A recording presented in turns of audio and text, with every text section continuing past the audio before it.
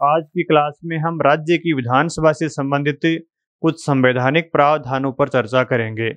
और जिन प्रावधानों पर आज की क्लास में हम बातचीत करेंगे वो प्रावधान इस प्रकार हैं। सबसे पहले हम राज्य की विधानसभा की अवधि की बात करेंगे, जिसके प्रावधान अनुच्छेद 172 में दिए हुए हैं कि विधानसभा का कार्यकाल कितना होता है। फिर विधानसभा का सत्र, विधानसभा का सत्रावसान और विघटन किसके द्वारा किया जाता है, कब किया जाता है और इसके संविधान में प्रावधान कहाँ दिए गए हैं। तो संविधान में प्रावधान अनुच्छेद 174 में दिए गए हैं, इन पर हम चर्चा करेंगे। और उसके बाद में राज्यपाल के संदेश के बारे में चर्चा करेंगे कि राज्यपाल किसको संदेश भेजता है, क्यों संदेश भेजता है और कौन से अनुच्छेद में इसके प्रावधान दिए गए हैं। तो प्रावधान तो अनुच्छेद 175 में दिए हुए हैं। और राज्यपाल का विशेष अभिभाषण कब होता है, विशेष अभिभाषण में वो क्या क्या बातें कहता है और कौन से अनुच्छेद में इसके प्रावधान दिए गए हैं। तो राज्यपाल का विशेष अभिभाषण अनुच्छेद 176 में है और मैसेज भेजने का अधिकार कहाँ है, अनुच्छेद 175 में।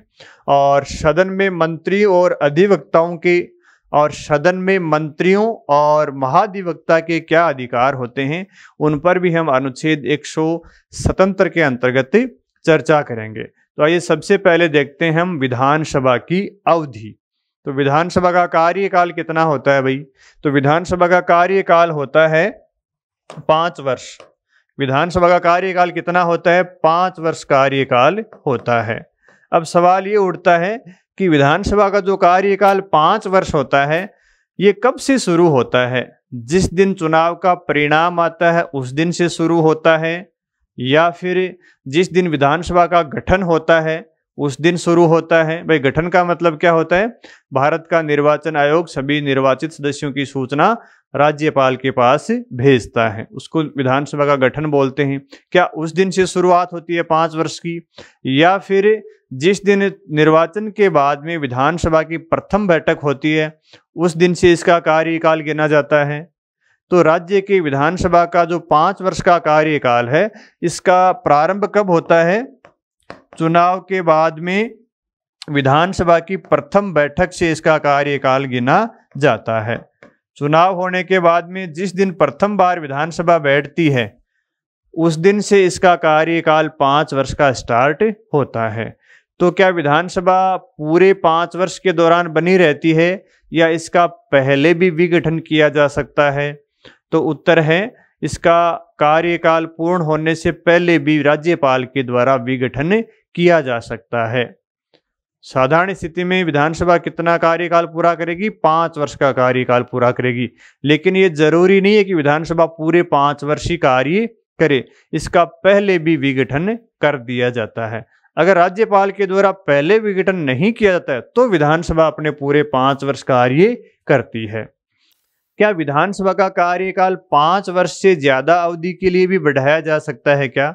तो उत्तर है हाँ। विधानसभा का कार्यकाल आपातकाल के दौरान 1 वर्ष के लिए बढ़ाया जा सकता है। विधानसभा का कार्यकाल जब देश में आपातकाल लागू हो, राष्ट्रीय आपातकाल लागू हो, तो एक बार में कितना बढ़ाया जा सकता है? 1 वर्ष के लिए। अब मान लीजिए आप कह सकते हो कि दोबारा बढ़ाया जा सकता है क्या? हाँ, दोबारा भी बढ़ाया जा सकता है। कितनी अवधि के लिए? 1 वर्ष के लिए। क्या तीसरी बार भी बढ़ाया जा सकता है क्या? हाँ, तीसरी बार भी बढ़ाया जा सकता है 1 वर्ष के लिए। इसका मतलब ये हुआ कि विधानसभा का एक बार में 1 वर्ष तक कार्यकाल बढ़ाया जा सकता है। कब? जब देश में आपातकाल लागू हो। और कितनी बार बढ़ाया जा सकता है ये संविधान में नहीं दिया हुआ है। इसका मतलब कितनी भी बार बढ़ाया जा सकता है, लेकिन एक बार में कितना बढ़ाया जाएगा? 1 वर्ष के लिए बढ़ाया जाएगा। जब विधानसभा के द्वारा अपना कार्यकाल पूरा कर लिया जाता है 5 वर्ष का, तो 5 वर्ष का कार्यकाल पूर्ण होने का परिणाम क्या होगा? विधानसभा का विघटन। और विधानसभा का विघटन कौन करेगा? राज्य का राज्यपाल कर सकता है। ये तो कार्यकाल पूर्ण होने की स्थिति में कर सकता है, लेकिन राज्यपाल विधानसभा का विघटन पहले भी कर सकता है। किस स्थिति में करता है?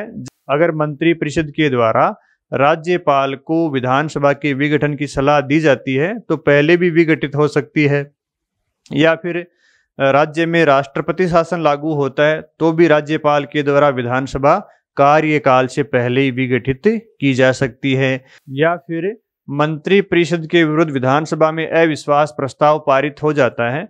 जब मंत्रिपरिषद अपदस्थ हो जाती है तो उस स्थिति में राज्यपाल पर निर्भर करता है कि वो विधानसभा का विघटन भी कर सकता है या दूसरे दल को भी सरकार बनाने के लिए आमंत्रित कर सकता है। वहां पे राज्यपाल का विवेक कार्य करता है। तो कहने का मतलब है कि विधानसभा का कार्यकाल कितना होता है? 5 वर्ष होता है। और ये कार्यकाल कब से प्रारंभ होगा? विधानसभा की प्रथम बैठक से प्रारंभ होगा, न कि परिणाम वाले दिन से, न कि जिस दिन विधानसभा का गठन होता है उन दिनों से 5 वर्ष का कार्यकाल प्रारंभ नहीं होगा। और दूसरा जो सदन होता है विधानमंडल का, जिसको हम विधान परिषद बोलते हैं, वो एक स्थायी सदन है और निरंतर चलने वाला सदन है, जिसकी बात हमने विधान परिषद वाले पोर्शन में की थी। उसका कभी भी विघटन नहीं होता है। हाँ, उसके 1/3 सदस्य प्रति 2 वर्ष के बाद में जरूर रिटायर हो जाते हैं। विधान परिषद के एक सदस्य का कार्यकाल 6 वर्ष तक होता है, जबकि विधानसभा के एक सदस्य का कार्यकाल सामान्यतः कितना होता है? 5 वर्ष होता है। लेकिन विधानसभा के एक सदस्य का कार्यकाल विधानसभा की अवधि पर निर्भर करता है। अगर विधानसभा 4 वर्ष की अवधि में विघटित हो गई तो सदस्य का कार्यकाल भी 4 वर्ष ही होता है। लेकिन अगर विधानसभा पूरे 5 वर्ष कार्य कर रही है तो विधानसभा के सदस्य का कार्यकाल 5 वर्ष होगा। ठीक है, तो ये हो गई विधानसभा की अवधि की बात, जो कि अनुच्छेद 172 में दी गई है। उसके बाद में अनुच्छेद 174 में विधानसभा के सत्र और विधानसभा के सत्रावसान और विघटन की बात की गई है। तो आप जानते हो विधानसभा का सत्र, सत्रावसान और विघटन तीनों कार्य किसके द्वारा किए जाते हैं? तीनों ही कार्य राज्यपाल के द्वारा किए जाते हैं। राज्यपाल विधानसभा के सत्र को बुलाता है, सत्र को आहूत करता है, वो राज्यपाल के द्वारा सत्रावसान किया जाता है और राज्यपाल के द्वारा ही विधानसभा का विघटन किया जाता है। ठीक है, तीनों कार्य कौन करता है? राज्यपाल ही करता है। अनुच्छेद 174 में ये प्रावधान किया गया है कि सदन की बैठक को राज्यपाल के द्वारा आहूत किया जाएगा। सदन की बैठक राज्यपाल के द्वारा आहूत की जाएगी, राज्यपाल के द्वारा आहूत की जाएगी। और दूसरा प्रावधान ये किया गया है कि सदन के 2 बैठकों के बीच में 6 महीने से ज्यादा का अंतर नहीं होना चाहिए। 2 बैठकों के बीच में अंतराल कितना नहीं होना चाहिए? 2 बैठकों के बीच में 6 माह से ज्यादा का अंतर नहीं होना चाहिए। 6 माह से ज्यादा अंतर नहीं होना चाहिए। इसका मतलब ये हुआ कि 1 वर्ष में राज्यपाल के द्वारा 2 बैठकें बुलाना आवश्यक है। तो 1 वर्ष में कितनी बैठकें होना आवश्यक हैं? 1 वर्ष में कम से कम 2 बैठक होना तो आवश्यक है। और 2 बैठकों के बीच में 6 माह से ज्यादा का अंतर नहीं होना चाहिए।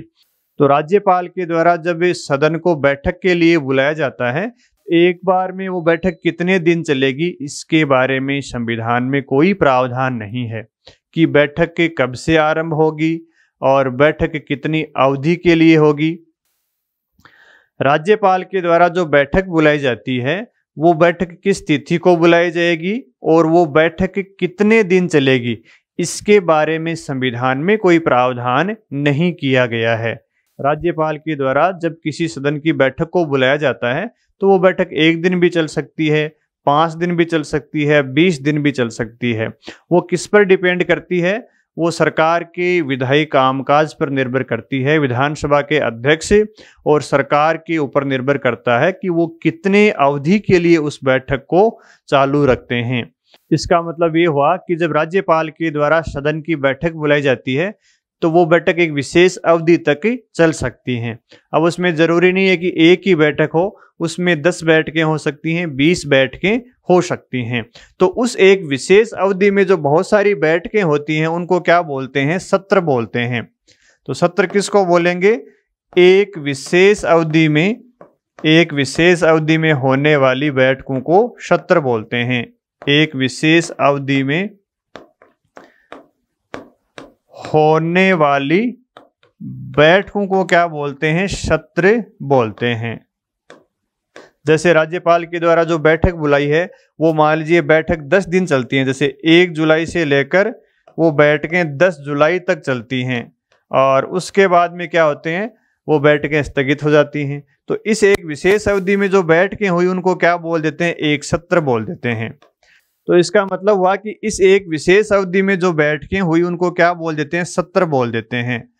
एक सत्र में कई बैठकें हो सकती हैं और इस सत्र का प्रारंभ किसके द्वारा किया जाता है? सत्र किसके द्वारा बुलाया जाता है? राज्यपाल के द्वारा बुलाया जाता है। जब राज्यपाल के द्वारा सदन को बैठक के लिए आहूत किया जाता है उसके बाद में वो सदन कई दिनों तक चलता है। तो जितने दिनों तक वो सदन चलता है उसको क्या बोलते हैं? हमें सत्र बोलते हैं। जब राज्यपाल के द्वारा सदन को बैठक के लिए बुलाया जाता है, मान लीजिए राज्यपाल ने 1 जुलाई को सदन को बैठक के लिए बुला लिया, तो 1 जुलाई के बाद में ये सदन कई दिनों तक बैठक करता है। तो इस एक विशेष अवधि में जितनी बैठकें हो गई उनको क्या बोल देते हैं? हमें सत्र बोल देते हैं। इसका मतलब सत्र को कौन आहूत करता है? सत्र को राज्यपाल आहूत करता है, ठीक है। और उसके बाद में सत्र की समाप्ति भी कौन करता है? राज्यपाल करता है। मान लीजिए बैठकें 1 जुलाई से 10 जुलाई तक चली, उसके बाद में राज्यपाल के द्वारा सत्रावसान की अधिसूचना जारी की जाती है। तो सत्र को समाप्त भी किसके द्वारा किया जाता है? राज्यपाल के द्वारा किया जाता है। तो एक सत्र को समाप्त करना क्या कहलाता है? सत्रावसान कहलाता है। यानी सत्र को समाप्त करना क्या कहलाता है? सत्रावसान कहलाता है। तो सत्रावसान भी किसके द्वारा किया जाता है? राज्यपाल के द्वारा किया जाता है। सत्र का प्रारंभ भी किसके द्वारा किया जाता है? राज्यपाल के द्वारा किया जाता है। हमारे यहाँ पे एक वर्ष में 3 सत्र आयोजित किए जाते हैं। राज्य की विधानसभा के एक वर्ष में कितने सत्र आयोजित किए जाते हैं? 3 सत्र आयोजित किए जाते हैं और उन सत्रों को अलग अलग नाम से जानते हैं। जैसे पहला जो सत्र होता है उसको क्या बोलते हैं? बजट सत्र बोलते हैं। दूसरा सत्र मानसून सत्र होता है और तीसरा जो सत्र होता है उसको शीतकालीन सत्र बोलते हैं। तो ये 3 प्रकार के सत्र दिए हुए हैं, ये संविधान में कहीं नहीं दिए हुए हैं। संविधान में सिर्फ इतना ही कहा गया है कि 2 बैठकों के बीच में 6 महीने से ज्यादा का अंतराल नहीं होना चाहिए। उसके अलावा संविधान में कोई प्रावधान नहीं है कि कितने दिनों का सत्र होगा, सत्र किस तिथि को बुलाया जाएगा, एक सत्र में कितनी बैठकें होंगी। ये सारी बातें विधानसभा की प्रक्रिया और कार्य संचालन नियमों में दिए हुए हैं कि एक वर्ष में सदन के कितने सत्र होंगे और इन बजट सत्र, मानसून सत्र और शीतकालीन सत्र के प्रावधान भी विधानसभा की प्रक्रिया और कार्य संचालन नियमों में दिए हुए हैं, जिनको हम विधानसभा की जब कार्यवाही देखेंगे, विधानसभा का कार्य संचालन देखेंगे, उस समय इनकी चर्चा करेंगे। तो बजट सत्र कब आरंभ होता है? बजट सत्र फरवरी और मार्च में होता है। 2 महीने की अवधि में बजट सत्र चलता है। मानसून सत्र जुलाई अगस्त में चलता है, जुलाई और अगस्त के महीने में, और शीतकालीन सत्र नवंबर दिसंबर में चलता है। नवंबर और दिसंबर में शीतकालीन सत्र चलता है। तो वर्ष का जो पहला सत्र होता है वो बजट सत्र होता है और सबसे लंबा सत्र भी यही होता है। सबसे लंबा सत्र कौन सा होता है? बजट सत्र ही होता है, जिसमें बजट को पारित किया जाता है। फिर आता है मानसून सत्र और शीतकालीन सत्र। ये छोटे ही सत्र होते हैं।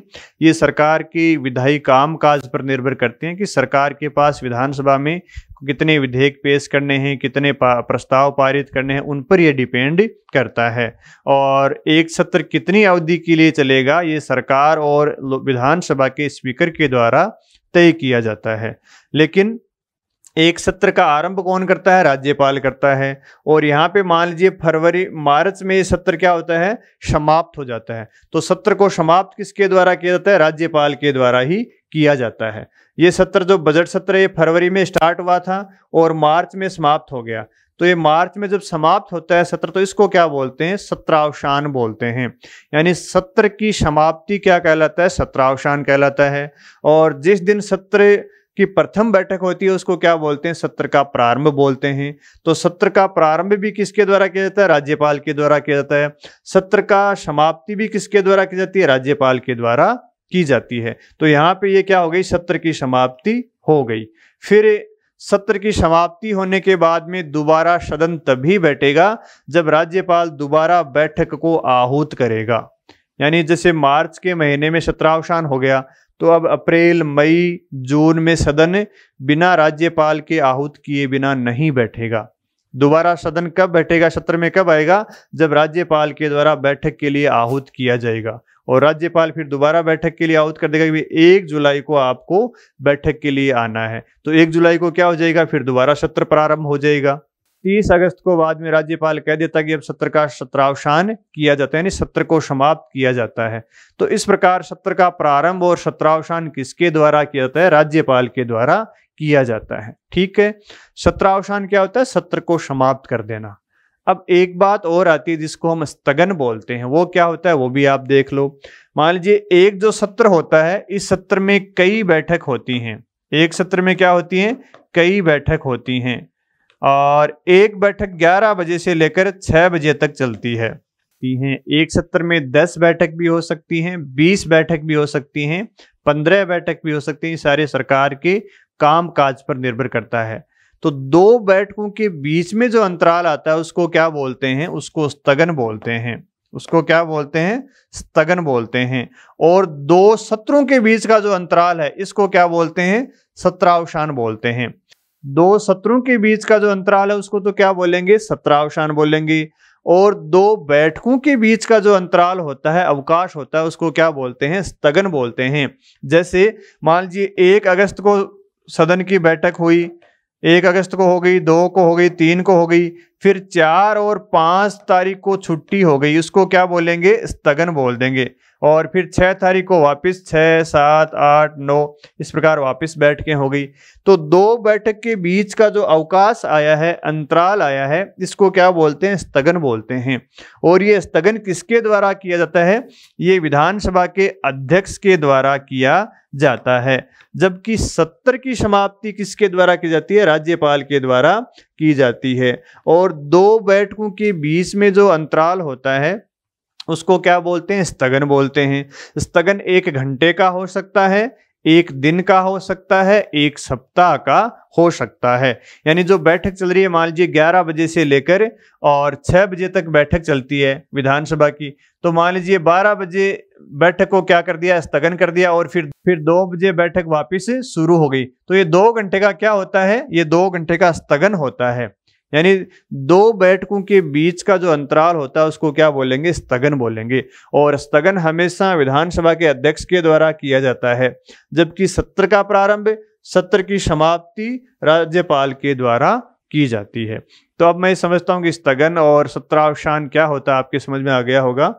स्थगन तो 1 घंटे का भी हो सकता है, 10 मिनट का हो सकता है, 20 मिनट का हो सकता है, 2 दिन का हो सकता है, 1 सप्ताह का हो सकता है। स्थगन के बाद में दोबारा राज्यपाल से अनुमति नहीं लेनी पड़ती है। स्थगन के बाद में जब दोबारा बैठक होती है तो राज्यपाल के द्वारा अनुमति नहीं लेनी पड़ती है। राज्यपाल से बैठक के अनुमति कब लेनी पड़ेगी, जब सत्रावसान हो जाए। स्थगन तो विधानसभा का स्पीकर कर देगा, फिर वो बैठक बुला लेगा, दोबारा स्थगन कर देगा, फिर बैठक बुलाएगा। और स्थगन तो डेली भी होता है, जब बीच में भोजन का अवकाश होता है 1 बजे से लेकर 2 बजे तक, तो डेली स्थगन होता है। और 6 बजे के बाद में जब मीटिंग समाप्त होती है तो डेली स्थगन होता है अगले दिन 11 बजे के लिए। भाई सदन रात को तो काम नहीं करता है, तो 6 बजे हमेशा स्पीकर के द्वारा या विधानसभा के अध्यक्ष के द्वारा बैठक को स्थगित किया जाता है अगले दिन 11 बजे के लिए। स्थगन 2 प्रकार के होते हैं। पहले प्रकार का जो स्थगन होता है उसमें तो विधानसभा का अध्यक्ष डेट और टाइम बता देता है कि दोबारा हमें कब बैठक में आना है, उसको तो क्या बोलते हैं, स्थगन बोलते हैं। और दूसरे प्रकार का स्थगन वो होता है जिसमें विधानसभा के अध्यक्ष के द्वारा दोबारा बैठक के लिए टाइम और डेट नहीं बताया जाता है। उस स्थगन को क्या बोलते हैं, अनिश्चितकालीन स्थगन बोलते हैं।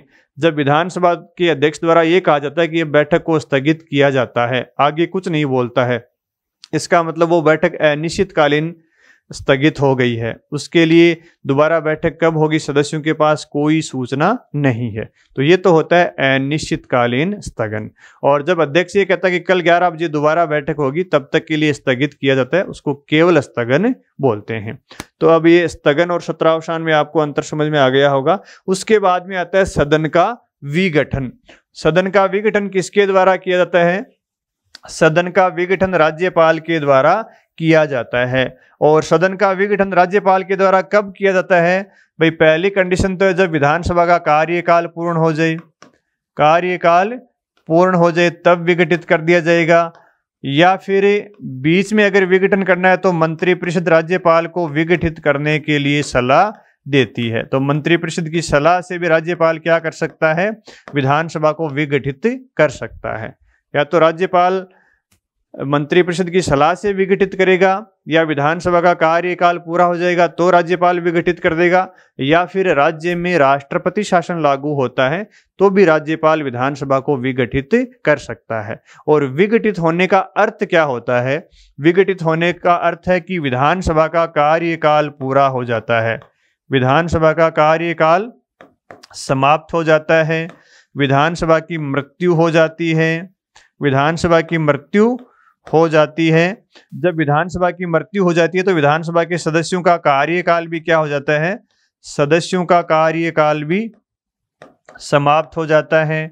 और जब विधानसभा विघटित हो जाती है तो इसके सारे कार्य भी क्या हो जाते हैं? समाप्त हो जाते हैं। कार्य का मतलब जो भी इसमें प्रस्ताव हैं, जो भी संकल्प इस विधानसभा में लाए गए थे, प्रस्ताव, संकल्प और नोटिस, सारे क्या हो जाएंगे? समाप्त हो जाएंगे। लेकिन सारे जो विधेयक होते हैं वो समाप्त नहीं होते हैं। ऐसे विधेयक जो विधानसभा से पारित कर दिए गए हैं और राज्यपाल के पास अनुमति के लिए पड़े हुए हैं, वो विधेयक विधानसभा के विघटन पर समाप्त नहीं होते हैं। लेकिन अगर कोई विधेयक विधानसभा में पेंडिंग पड़ा है, विधानसभा में लंबित पड़ा है, तो वो विधेयक समाप्त हो जाएगा। लेकिन विधानसभा के द्वारा पारित कर दिया है और साइन होने के लिए राज्यपाल के पास चला गया, तो वो विधेयक विधानसभा के विघटन पर समाप्त नहीं होगा। ठीक है।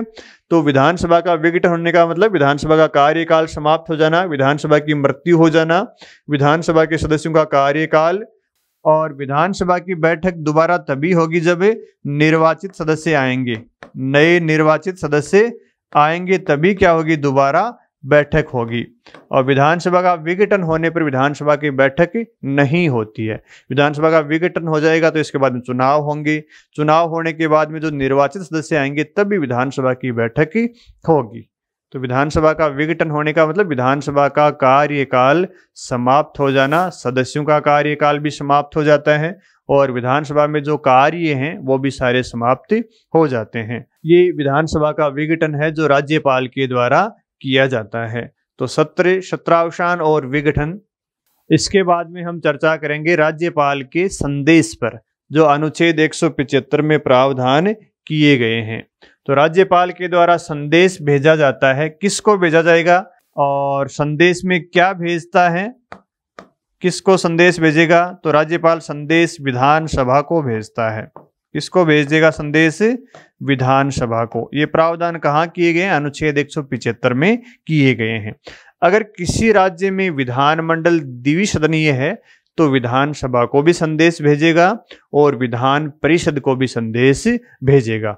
उसके लिए राज्यपाल दोनों सदनों को एक साथ समवेत संदेश भेजेगा। अगर किसी राज्य में 2 सदन हैं तो दोनों सदनों को राज्यपाल के द्वारा एक साथ समवेत होने पर संदेश भेजा जाएगा। अगर 2 सदन किसी राज्य में है तो दोनों सदनों को एक साथ समवेत संदेश भेजेगा। एक साथ समवेत यानी टुगेदर असेंबल होने पर। एक साथ समवेत को क्या शब्द काम में लिया गया है? Together assemble. यानी यहाँ पे ध्यान रखने वाली बात है, यहाँ पे संयुक्त बैठक शब्द काम में नहीं लिया गया है। क्या शब्द काम में लिया गया है? टुगेदर असेंबल, यानी एक साथ समवेत होने पर संदेश भेजेगा। और राज्यपाल के द्वारा जो संदेश भेजा जाएगा, इस संदेश में वो क्या संदेश भेजेगा? इस संदेश में वो विधानसभा में किसी लंबित विधेयक के बारे में संदेश भेज सकता है। लंबित विधेयक, यानी कानून बनाने का कोई प्रस्ताव विधानसभा में पड़ा हुआ है, लंबित है, तो उसके बारे में संदेश भेज सकता है, या फिर कोई अन्य संदेश भेज सकता है, अन्य कोई प्रशासनिक विषय के बारे में, किसी सरकार की नीति के बारे में, सरकार के कार्यक्रम के बारे में, है ना, उनके बारे में राज्यपाल के द्वारा संदेश भेजा जा सकता है। जब राज्यपाल के द्वारा इस प्रकार संदेश भेजा जाता है तो फिर विधानसभा और विधान परिषद क्या करेंगी, ये दोनों उस संदेश पर चर्चा करेंगी और संदेश में जो बातें कही गई हैं उन पर आगे की कार्यवाही करेंगी। तो राज्यपाल का संदेश अनुच्छेद 175 में दिया हुआ है, किसके बारे में भेजेगा, लंबित विधेयक या अन्य विषय के बारे में भेजेगा। और किसको भेजेगा, अगर एक ही सदन है तो विधानसभा को भेज देगा, अगर दोनों सदन है तो विधानसभा और विधान परिषद दोनों को एक साथ समवेत संदेश भेज सकता है। अगला बिंदु अपना है राज्यपाल के द्वारा विशेष अभिभाषण। राज्यपाल के द्वारा जो स्पेशल एड्रेस किया जाएगा, तो राज्यपाल किसको एड्रेस करेगा, विशेष अभिभाषण राज्यपाल के द्वारा कहाँ दिया जाएगा, और विशेष अभिभाषण में राज्यपाल क्या बातें कहता है। पहली बात तो राज्यपाल कहाँ देगा और कब देगा, ठीक है, और उसमें क्या बातें कहता है। राज्यपाल के द्वारा जो विशेष अभिभाषण दिया जाता है वो राज्यपाल कहाँ देगा भाई, तो उत्तर है राज्यपाल विशेष अभिभाषण विधानसभा में देगा। अगर किसी राज्य में 2 सदन हैं, विधान परिषद भी है, तो दोनों सदनों में एक साथ समवेत वो अभिभाषण करेगा। और अगर एक ही सदन है तो विधानसभा में दे देगा, 2 सदन है तो विधान परिषद और विधानसभा दोनों में एक साथ समवेत अभिभाषण करेगा। एक साथ समवेत होने का मतलब टुगेदर असेंबल, जो पिछले बिंदु में आया था, टुगेदर असेंबल, इसको क्या बोलते हैं, एक साथ समवेत बोलते हैं। तो राज्यपाल अभिभाषण कहाँ करेगा, समझ में आ गई, विधानसभा में करेगा, या 2 सदन है तो दोनों सदनों में एक साथ समवेत करेगा। और कब करेगा भाई राज्यपाल, जब राज्यपाल की मन की मर्जी हो तब करेगा, या इसके लिए कोई टाइम दिया हुआ है। तो राज्यपाल के विशेष अभिभाषण के लिए 2 कंडीशन दी गई हैं। एक तो प्रत्येक वर्ष के प्रथम सत्र में, विधानसभा के प्रत्येक वर्ष के प्रथम सत्र में अभिभाषण करता है। प्रत्येक वर्ष का प्रथम सत्र कौन होता है, आप जानते हो विधानसभा के साल में 3 सत्र होते हैं। पहला सत्र होता है बजट सत्र, दूसरा सत्र होता है मानसून सत्र, तीसरा सत्र होता है शीतकालीन सत्र। तो राज्यपाल के द्वारा अभिभाषण कौन से सत्र में किया जाएगा, बजट सत्र में। बजट सत्र क्या होता है, प्रत्येक वर्ष का प्रथम सत्र होता है, ठीक है। और दूसरी कंडीशन क्या है, जब राज्यपाल अभिभाषण करेगा वो प्रत्येक आम चुनाव के बाद में, यानी प्रत्येक विधानसभा के चुनाव के बाद में प्रथम सत्र में, प्रत्येक आम चुनाव के बाद में प्रथम सत्र में अभिभाषण करेगा। प्रत्येक आम चुनाव के बाद में प्रथम सत्र, प्रत्येक आम चुनाव किसका, विधानसभा का, यानी विधानसभा के प्रत्येक चुनाव के बाद में जब विधानसभा पहली बार सत्र में आएगी तब वो अभिभाषण करेगा। जैसे राजस्थान में मान लीजिए दिसंबर में चुनाव हुए थे, तो जनवरी में विधानसभा बैठक में आई तो जनवरी में अभिभाषण कर देगा, है ना। और पहला जो कंडीशन है उसमें कब करता है, उसमें प्रत्येक वर्ष का जो प्रथम सत्र होता है, जो बजट सत्र होता है, उसमें वो अभिभाषण करता है। तो ये दोनों बातें आपको ध्यान में रखनी है, राज्यपाल के द्वारा विशेष अभिभाषण कब किया जाता है, तो प्रत्येक वर्ष के प्रथम सत्र में और प्रत्येक निर्वाचन के बाद में प्रथम सत्र में। और राज्यपाल जब विशेष अभिभाषण करता है तो उसमें क्या बातें कहता है, उसमें कौन सी बातें कहता है, वो किसके बारे में विशेष अभिभाषण करता है, वो सरकार की भावी नीति और कार्यक्रम के बारे में, सरकार की भावी जो नीतियां होंगी और सरकार के जो कार्यक्रम होगा, भावी नीतियों और सरकार के कार्यक्रमों के बारे में सदन को जानकारी देता है कि सरकार क्या क्या कार्य करने जा रही है। इसके बारे में सदन को वो सूचना देता है अपने अभिभाषण के माध्यम से। और राज्यपाल का विशेष अभिभाषण मंत्रिपरिषद के द्वारा तैयार किया जाता है, उसको राज्यपाल सदन में आकर पढ़ देता है और उसमें सरकार की भावी नीति और कार्यक्रमों का लेखा जोखा होता है, जिसको वो सदन के सामने पढ़कर सुना देता है। तो ये राज्यपाल का विशेष अभिभाषण है। दोनों को ध्यान में रखना। संदेश भेजता है 175 में और विशेष अभिभाषण करता है अनुच्छेद 176 में। तो ये दोनों बातें ध्यान में रखना। इसके बाद में अगला जो बिंदु आता है वो है सदन में मंत्री और महाधिवक्ता के अधिकार, जो अनुच्छेद 177 में दिए हुए हैं। यानी राज्य सरकार में जो व्यक्ति मंत्री होता है और राज्य सरकार में जो महाधिवक्ता होता है, उसको सदन में क्या अधिकार होते हैं और समितियों में क्या अधिकार होते हैं। देखो, मंत्री और महाधिवक्ता के अधिकार, मंत्री और महाधिवक्ता के अधिकार, इन दोनों को अधिकार कहाँ दिए गए हैं? सदन में और समितियों में। यानी सदन में इनके पास क्या अधिकार हैं और विधानसभा या विधान परिषद की समिति में इनके पास क्या अधिकार हैं। तो जो भी राज्य सरकार में मंत्री होगा या महाधिवक्ता होगा, उनको किसी भी सदन में बोलने का और कार्यवाही में भाग लेने का अधिकार होता है। बोलने का तथा कार्यवाही में भाग लेने का अधिकार होता है। और इसी प्रकार इन दोनों को, मंत्री को और महाधिवक्ता को, विधानमंडल की किसी समिति में भी बोलने का अधिकार होता है, बोलने का अधिकार है और कार्यवाही में भाग लेने का अधिकार है।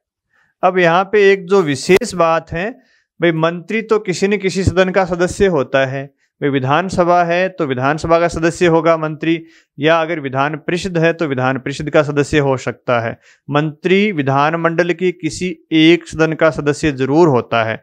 अगर कोई मंत्री किसी सदन का सदस्य नहीं है तो उसको 6 महीने के अंदर अंदर, आप जानते हो, किसी एक सदन की सदस्यता लेनी होगी। लेकिन यहाँ पे जो महाधिवक्ता है, ये किसी भी सदन का सदस्य नहीं होता है। अगर किसी राज्य में विधानसभा है तो उस विधानसभा का सदस्य वो नहीं होता है। लेकिन विधानसभा का सदस्य नहीं होते हुए भी उसको सदन में बोलने का अधिकार है और सदन में कार्यवाही में भाग लेने का अधिकार है। भाई मंत्री की बात तो समझ में आती है कि मंत्री विधानसभा का सदस्य हो सकता है या विधान परिषद का सदस्य हो सकता है। तो जो मंत्री किसी सदन का सदस्य है, उस सदन में तो भाग लेता ही लेता है, दूसरे सदन में भी वो भाग ले सकता है और बोल सकता है। लेकिन मंत्री वोटिंग कहाँ करेगा? वोटिंग वो वहीं करेगा जिस सदन का वो सदस्य है। अगर मंत्री विधानसभा का सदस्य है तो विधानसभा में ही वोटिंग करेगा। अगर मंत्री विधानसभा का सदस्य है तो वो वोट कहाँ करेगा? सिर्फ विधानसभा में करेगा।